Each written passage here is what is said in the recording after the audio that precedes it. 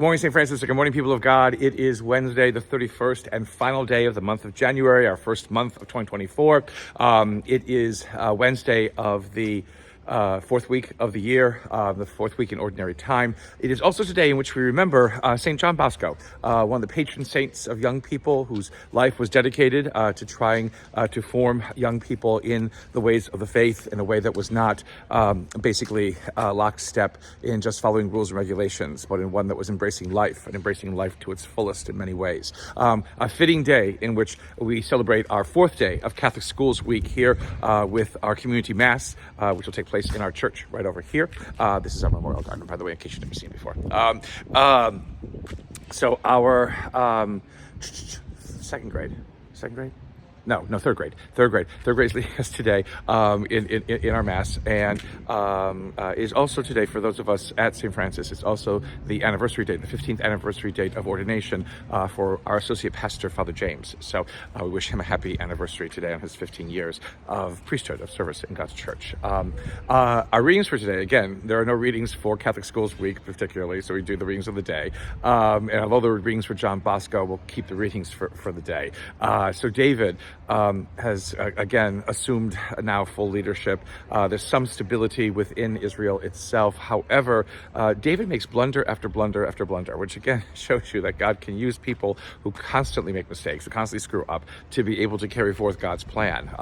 But there's a little bit of regret now that happens on both sides. So David does a census of the people of Israel, and God is offended by this. And you want why? It's because you should know the people who are in your who are in your country, who you are king of. But the reality is always that while David is king on earth, God is king over everything. And so God is the only one who should know the number of people that belong to God. And David basically just serves God's will as king on earth. But David is kind of trying to overstep that boundary. And so now, again, he has to be punished. And there are three choices that are given to him. And one of them is a pestilence, in which, and David chooses that as the least of the three punishments that were going to be given to him. The problem with the pestilence is that 75,000 people die, because of it, and the wheat harvest, and the angel of death is killing everybody.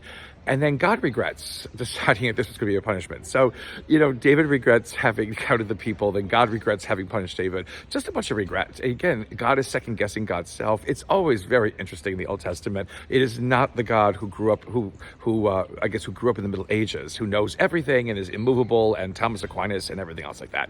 God is very Franciscan, making confusing statements and confusing decisions and results all the time. And so God stops the angel from killing people, and kind of David relents and repents again of his rash action in trying to in forgetting basically that he is the servant of God and only king by being the servant of God.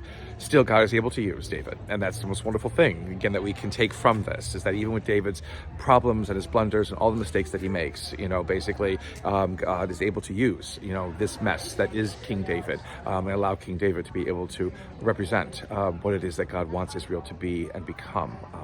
And so we move from there to to Mark's gospel, which is again another kind of very sad gospel in itself, because he goes back to Nazareth, to his hometown, to the synagogue there, and tries to do the same kinds of things he was doing in Capernaum and the other cities around the Sea of Galilee.